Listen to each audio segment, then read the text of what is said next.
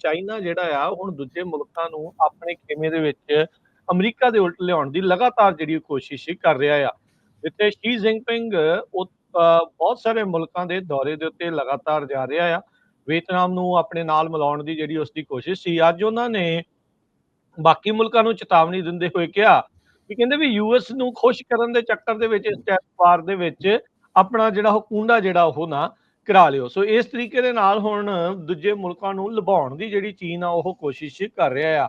ਚੀਨ ਜੋ ਖੁਦ ਇਹੀ ਚੀਜ਼ ਕਰਦਾ ਰਿਹਾ, ਆਪਣੇ ਨਾਲ ਮੁਲਕਾਂ ਨੂੰ ਜਿਹੜਾ ਮਿਲਾਉਂਦਾ ਰਿਹਾ ਵੀ ਦੂਜਿਆਂ ਦੀਆਂ ਮਾਰਕੀਟਸ ਦਾ, ਦੂਜਿਆਂ ਦੀ ਮੈਨੂਫੈਕਚਰਿੰਗ ਆ, ਦੂਜਿਆਂ ਦੀ ਇੰਡਸਟਰੀ ਜਿਹੜੀ ਆ ਉਹ ਡੈਡ ਕਰ ਦਿੱਤੀ। ਤੇ ਅੱਜ ਜਦੋਂ ਉਸ ਨੂੰ ਦੂਜੇ ਪਾਸਿਓਂ ਆਪ ਇਹਨਾਂ ਮੁਸ਼ਕਿਲਾਂ ਦਾ ਸਾਹਮਣਾ ਕਰਨਾ ਪੈ ਰਿਹਾ ਤੇ ਉਹ ਮੁਲਕਾਂ ਨੂੰ ਇਹ ਸਲਾਹ ਦੇ ਰਿਹਾ ਵੀ ਬਈ ਤੁਸੀਂ ਆਪਣੇ ਪੱਧਰ ਦੇ ਉੱਤੇ ਜਿਹੜੀ ਆ ਉਹ ਯੂਐਸ ਦੇ ਨਾਲ ਡੀਲਸ ਜਿਹੜੀ ਆ ਉਹ ਨਾ ਬਣਾਓ।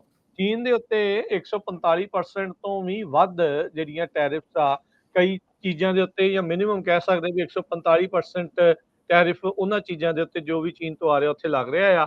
ਚੀਨ ਨੇ ਅਮਰੀਕਾ ਦੇ ਉਲਟ 125% ਟੈਰਿਫ ਦਾ ਜਿਹੜਾ ਆਲਰੇਡੀ ਇਸ ਟ੍ਰੇਡ ਵਾਰ ਦੇ ਵਿੱਚ ਟੈਰਿਫ ਜਿਹੜੇ ਉਹ ਐਲਾਨੇ ਹੈਗੇ ਆ। ਸੋ ਬਾਕੀਆਂ ਦੇ ਉੱਤੇ ਟਰੰਪ ਹੋਣਾ ਨੇ ਜਿਹੜਾ ਆ ਉਹ ਰਹਿਮ ਕਰਦੇ ਹੋਏ 10% ਦੇ ਉੱਤੇ ਕਰ ਦਿੱਤਾ ਸੀ। 90 ਦਿਨਾਂ ਦੀ ਜਿਹੜੀ ਉਹ ਛੋਟ ਦੇ ਦਿੱਤੀ ਸੀ। ਕਹਿੰਦੇ ਵੀ ਇਸ ਦੇ ਨਾਲ ਬਾਕੀ ਮੁਲਕਾਂ ਨੂੰ ਮੌਕਾ ਦਿੱਤਾ ਜਾਣਾ ਸੀਗਾ ਵੀ ਭਾਈ ਤੁਸੀਂ ਆਪਣੀਆਂ ਨਵੀਆਂ ਨੈਗੋਸ਼ੀਏਸ਼ਨਸ ਜਿਹੜੇ ਯੂਐਸ ਦੇ ਨਾਲ ਜਿਹੜੀਆਂ ਕਰੋ।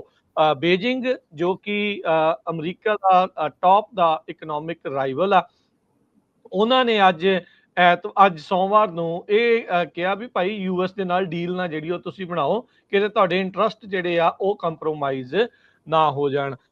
ਅੱਜ ਹੁਣ ਜਦੋਂ ਚੀਨ ਵਾਲੇ ਹਰਜੋਤ ਸਿੰਘ ਜੀ ਗੁੱਠੇ ਲੱਗੇ ਆ, ਖੁੱਡੇ ਲੱਗੇ ਆ, ਤੇ ਹੁਣ ਕਾਮਰੇਡ ਦੇਖੋ ਕਿੱਦਾਂ ਦੁਨੀਆ ਨੂੰ ਭਲਾਈ ਦੀਆਂ ਗੱਲਾਂ ਜਿਹੜੀਆਂ ਉਹ ਸਮਝਾਉਣ ਦੀ ਕੋਸ਼ਿਸ਼ ਜਿਹੜੀ ਉਹ ਕਰ ਰਹੇ ਆ ਵੀ ਆਪ ਤੁਸੀਂ ਸਾਰੀਆਂ ਦੁਨੀਆ ਦਾ ਰਗੜ ਕੇ ਰੱਖ ਦਿੱਤਾ, ਇੰਡਸਟਰੀਆਂ ਡੈਡ ਕਰ ਦਿੱਤੀਆਂ, ਮੈਨੂਫੈਕਚਰਿੰਗ ਜੌਬਸ ਜਿਹੜੀਆਂ ਉਡਾ ਦਿੱਤੀਆਂ, ਤੇ ਅੱਜ ਜਦੋਂ ਹੁਣ ਤੁਹਾਨੂੰ ਉਸ ਦਾ ਖਾਮਿਆਜ਼ਾ ਖੁਦ ਭੁਗਤਣਾ ਪੈ ਰਿਹਾ ਆ ਤੇ ਹੁਣ ਤੁਹਾਡੇ ਜਿਹੜੇ ਅੱਖਾਂ ਦੇ ਵਿੱਚੋਂ ਗਲੇਡੂ ਨਿਕਲਣਦੇ ਆ ਜੀ। ਬਹੁਤ ਸਾਰੇ ਸਾਊਥ ਏਸ਼ੀਅਨ ਮੁਲਕ ਜੋ ਆ ਉਹ ਇਸ ਟਾਈਮ ਟਰੰਪ ਐਡਮਿਨਿਸਟ੍ਰੇਸ਼ਨ ਦੇ ਨਾਲ ਗੱਲਬਾਤ ਕਰ ਰਹੇ ਆ। ਇੰਡੋਨੇਸ਼ੀਆ, ਹੋਰ ਜਿਹੜੇ ਇਦਾਂ ਦੇ ਮੁਲਕ ਆ।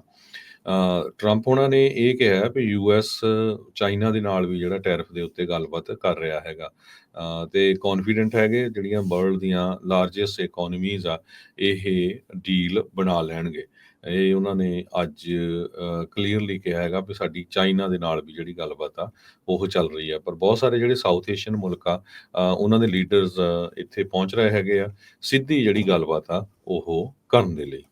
ਬਿਲਕੁਲ, ਇਨਫੈਕਟ ਜਿਹੜਾ ਹਰਜੋਤ ਸਿੰਘ ਜੀ ਇਹ ਪਤਾ ਲੱਗਾ ਚਾਈਨਾ ਨੇ ਇੱਕ ਆਪਣਾ ਨਵਾਂ ਟ੍ਰੇਡ ਨੈਗੋਸ਼ੀਏਟਰ ਜਿਹੜਾ ਆ ਉਹ ਐਲਾਨਿਆ ਹੈਗਾ ਆ ਵੀ ਕਹਿੰਦੇ ਵੀ ਚਾਈਨਾ ਵਾਲੇ ਯੂਐਸ ਦੇ ਨਾਲ ਟੈਰਿਫ ਵਾਰ ਦੇ ਵਿੱਚ ਨੈਗੋਸ਼ੀਏਟ ਕਰਨ ਦੇ ਲਈ ਚੈਂਗੈਂਗ ਲੀ ਕਰਕੇ ਕਹਿੰਦੇ ਵੀ ਉਸ ਦਾ ਨਾਮ ਦੱਸਿਆ ਜਾਂਦਾ ਆ। ਤੇ ਉਹ ਕਹਿੰਦੇ ਵੀ ਹੁਣ ਅਮਰੀਕਾ ਦੇ ਨਾਲ ਇਹਨਾਂ ਟੈਰਿਫਸ ਨੂੰ ਲੈ ਕੇ ਨੈਗੋਸ਼ੀਏਟ ਜਿਹੜਾ ਉਹ ਕਰੇਗਾ।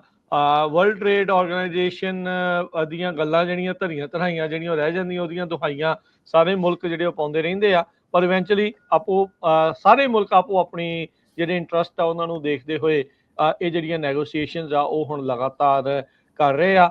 ਅਮਰੀਕਾ ਦੀ ਗੱਲ ਇਸ ਲਈ ਸਾਰਿਆਂ ਨੂੰ ਮੰਨਣੀ ਪੈ ਰਹੀ, ਇੱਕ ਤਾਂ ਚਲੋ ਡੰਡਾ ਇਹਨਾਂ ਦਾ ਚੱਲਦਾ ਆ, ਦੂਜਾ ਇਹ ਆ ਵੀ ਸਭ ਤੋਂ ਜ਼ਿਆਦਾ ਖਪਤਕਾਰ ਦੁਨੀਆ ਦੇ ਵਿੱਚ ਜੇ ਕਿਤੇ ਹੈਗੇ ਆ, ਸਭ ਤੋਂ ਜ਼ਿਆਦਾ ਮਹਿੰਗਾ ਖਪਤਕਾਰ ਕਹਿ ਸਕਦੇ ਆ ਵੀ ਖਰਚਾ ਕਰਨ ਵਾਲਾ, ਉਹ ਅਮਰੀਕਾ 'ਚ ਆ। ਸੋ ਇਸ ਲਈ ਅਮਰੀਕਾ ਦੀ ਮਾਰਕੀਟ ਹਰ ਇੱਕ ਮੁਲਕ ਨੂੰ ਜਿਹੜੀ ਉਹ ਚਾਹੀਦੀ ਆ।